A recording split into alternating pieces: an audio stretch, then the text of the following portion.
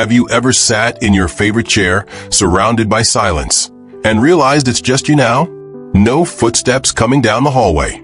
No dinner being made in the kitchen. No voices calling your name. At first, that silence might have felt peaceful, a relief even. The house is finally quiet. The messes are gone. There's no one interrupting your thoughts. But after a while, that silence shifts. It grows heavier, like an echo that won't stop bouncing off the walls. And that once welcome quiet, it starts to feel like a presence of its own. Not peace, just absence. If that sounds familiar, I want you to know something important. You're not alone in feeling this way. Truly, you're not. This is something many people go through, especially as the years go by. Loved ones pass on. Old friends become distant.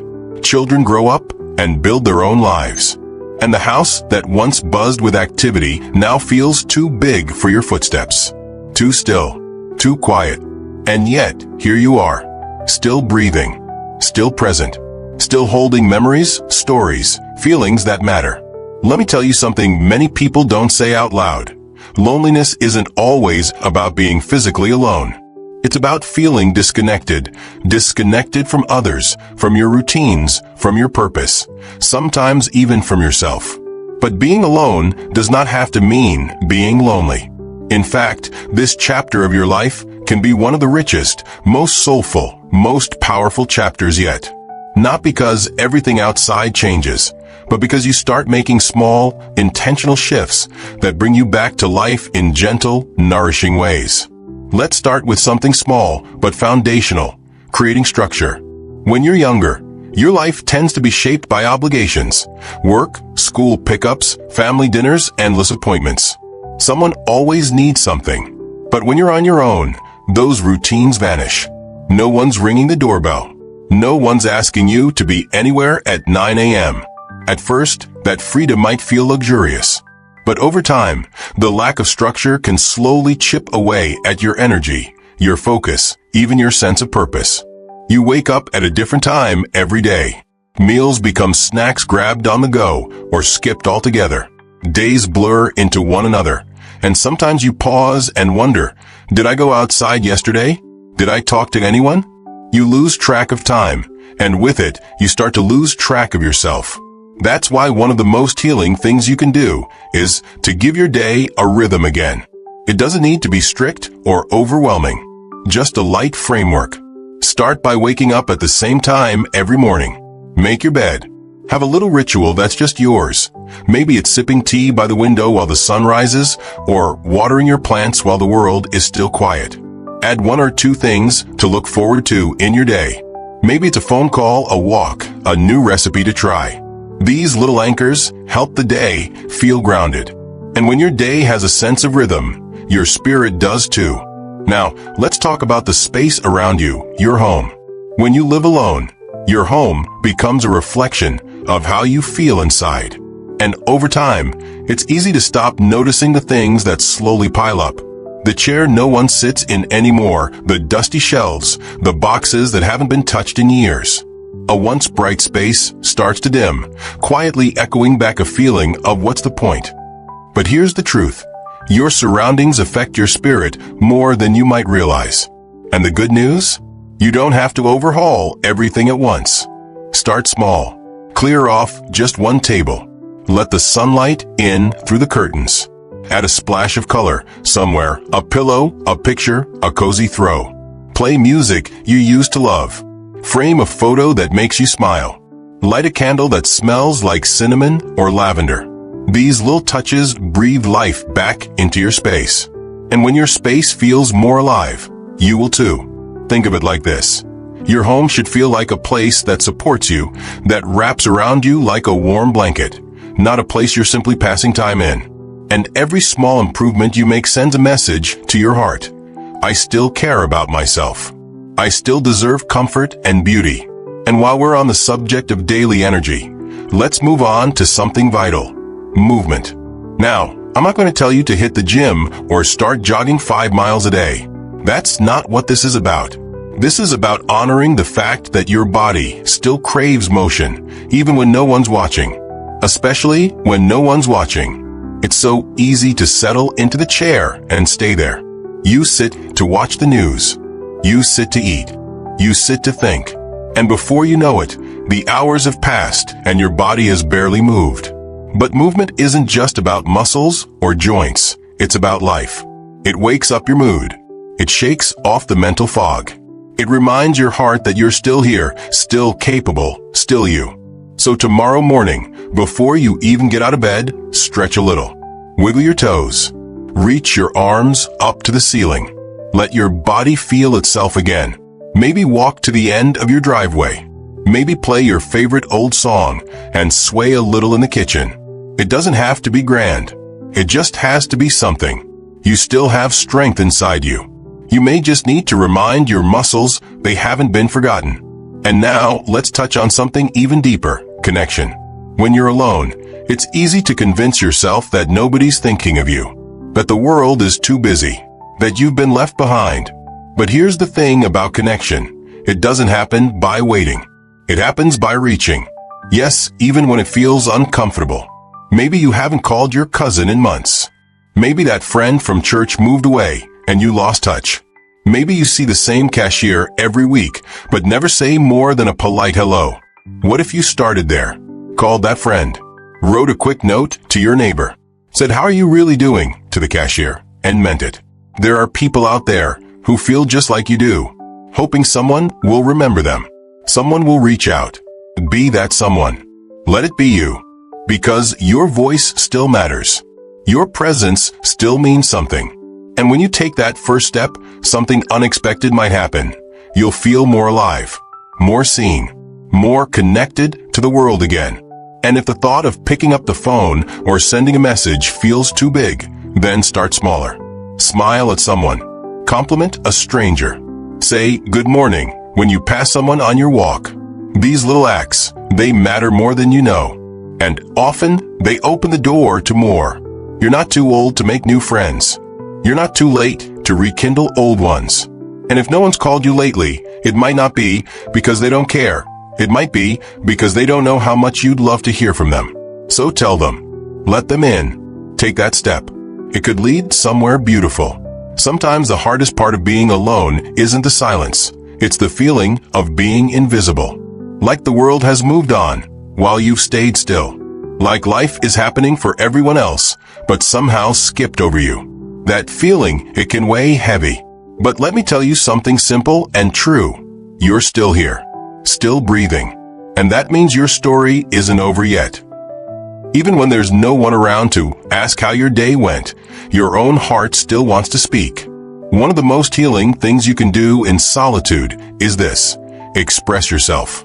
Let your voice be heard, even if only by you. That could mean writing in a notebook, or talking into your phone's voice recorder, or just sitting at your kitchen table, speaking memories out loud. You've lived a life full of moments, of laughter, of heartbreak, of lessons that shaped who you are. Every one of those deserves to be remembered. They matter. You matter. Try this. Write down one memory a day. Just one.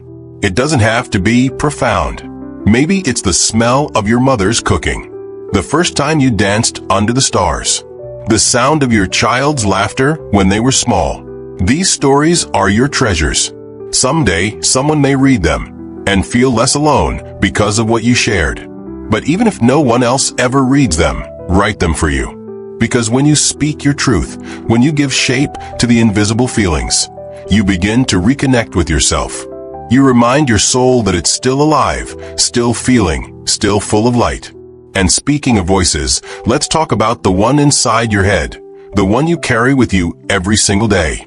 That inner voice, it's powerful.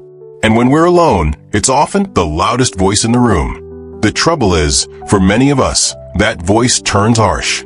It whispers things like, "I'm useless now. No one needs me. I've been forgotten." Those thoughts, they sting. They sink in. And they're not true. But here's the beautiful part. You can change that inner conversation. It starts with awareness. Catch yourself when those cruel thoughts creep in.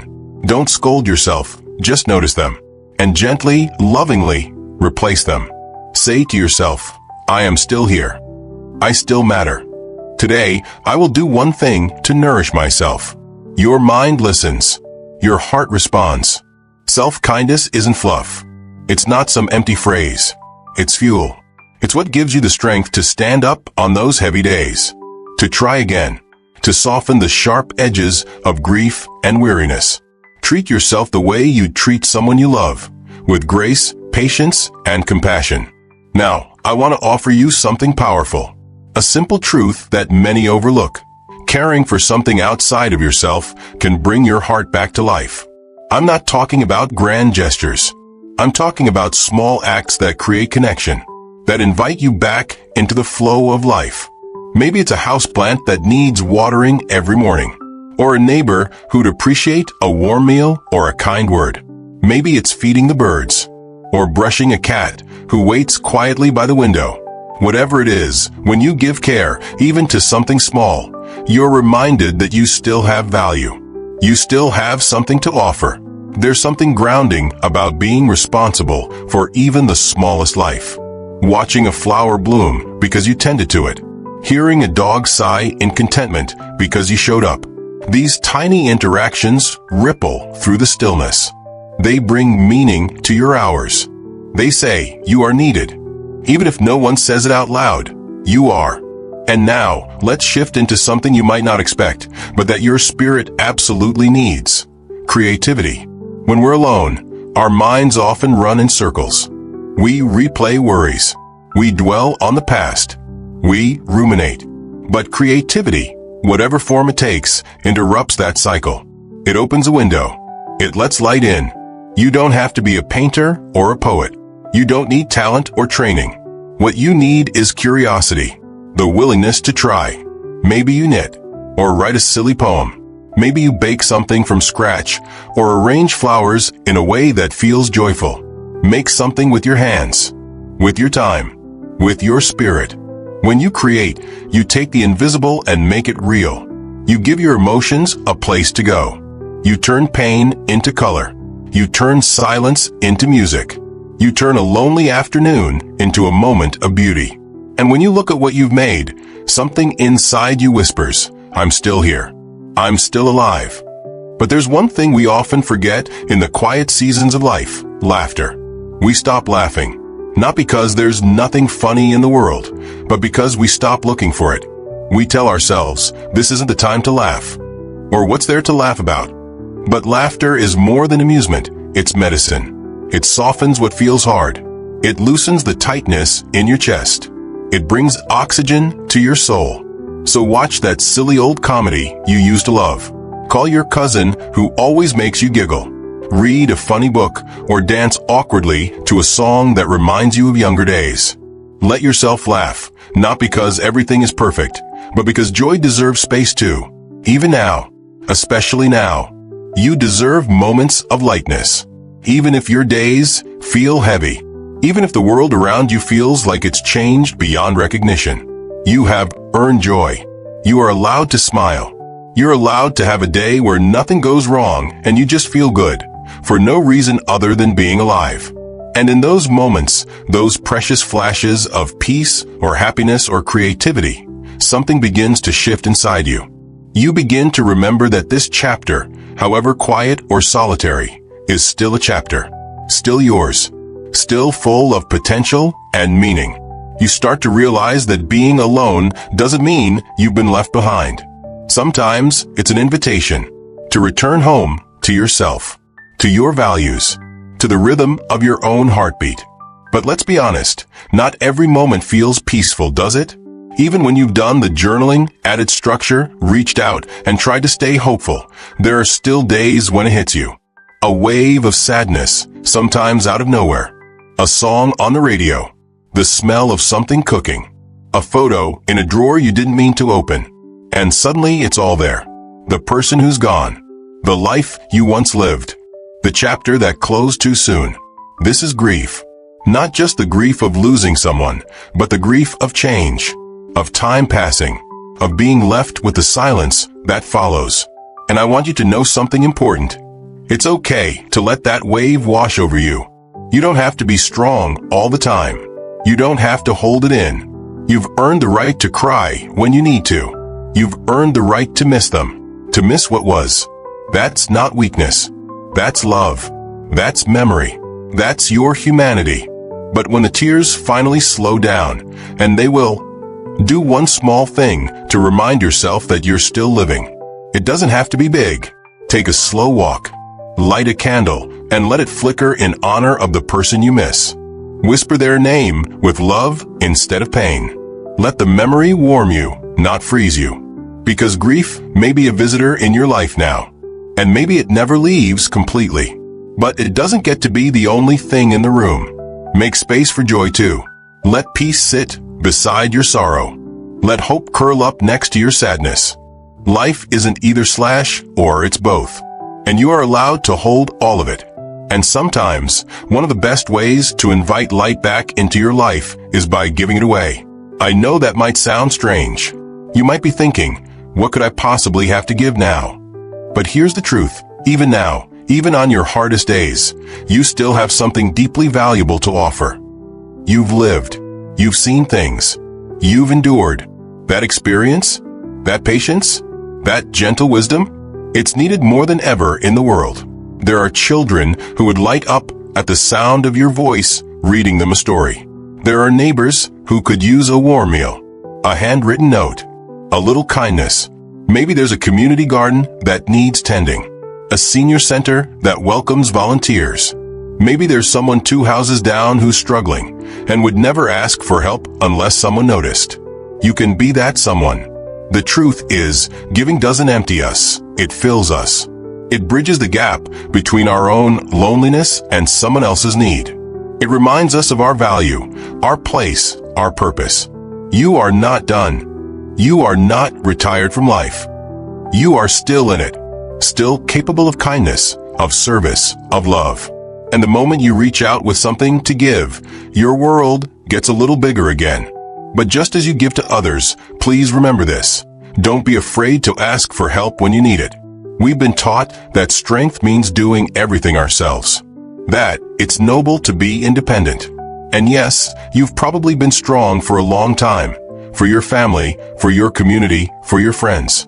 But strength isn't just standing tall. It's also knowing when to sit down and say, I can't do this alone today. If you're hurting, emotionally, physically, or financially, reach out. Call your doctor. Speak to your pastor. Let your family know. Let your neighbors know. People can't support you if they don't know what you're going through. There is no shame in needing help. Not now. Not ever.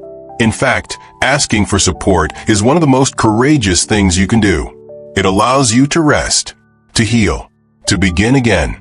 And while you're beginning again, I want you to consider something most people overlook when they talk about aging. You still get to dream. Yes, dream. Some people believe dreams are only for the young. That past a certain age, dreaming feels foolish or unrealistic. But I believe the opposite. I believe that dreams belong to the living. And you, my friend, are still very much alive. You still have time. Time to learn, time to explore, time to imagine. So what have you always wanted to try? Was it a language you never learned? A city you wanted to see? A recipe you were too intimidated to make? Maybe it's something small, like learning to paint flowers, or joining a local choir, or finally figuring out how to use that tablet your niece gave you. Whatever it is, let yourself want it. Let yourself chase it, even just one step at a time. Close your eyes. Picture something new, something that lights a spark, and then move toward it, no matter how slowly. Because you never know what might be waiting for you around that next corner. You never know how much life is still out there for you to taste. The very fact that you're still here, that you're watching, listening, searching, tells me you haven't given up. That some part of you still believes there's more for you. And that belief, that's powerful. That's the beginning of everything. Maybe life hasn't gone how you thought it would. Maybe people left. Maybe the world changed. But you're still you, still capable of growth, still able to choose what kind of day you want to create, what kind of energy you want to hold, how you want to show up for yourself and for the world around you. And that's what it comes down to. how you show up each day. Not for anyone else, for you. Because being alone isn't always a choice. Sometimes life just shifts. One day you wake up, and the people you used to call every morning aren't there anymore. The calendar looks different. The house feels quieter. Sometimes you didn't even notice it happening, until it did. But even when the world around you changes, there's one thing that never stops being yours. The power to choose how you live, how you think, how you treat yourself, what you hold on to, and what you finally let go of. You still have that choice, right now, every morning when you open your eyes. And here's what I want you to remember, maybe more than anything else I've said. You are not just passing time. You are still creating a life. One breath at a time. One act of courage at a time. One soft, quiet, powerful decision at a time. Loneliness may visit. It might even sit beside you for a while. But it doesn't have to move in. It doesn't have to take over the room. Because your heart still beats with purpose. Your hands can still create beauty. Your words still carry meaning. There is still joy to be felt. Still laughter to be heard. Still wonder to be found in the smallest things. So ask yourself this every day when you wake up. What can I do today to feel alive? The answer doesn't have to be big. Maybe it's stepping outside just to feel the breeze on your skin. Maybe it's calling someone you love. Maybe it's making a cup of tea and drinking it slowly by the window, watching the sky change. Maybe it's saying something kind to yourself, or playing that song you used to dance to, or planting something in the dirt just to watch it grow. It could be anything, so long as it reminds you that you're still here, that you still get to be here. This chapter of your life, it's softer, yes, quieter. It holds more pauses, more silence. But don't mistake that for emptiness. There is magic in the pause. There is depth in the stillness.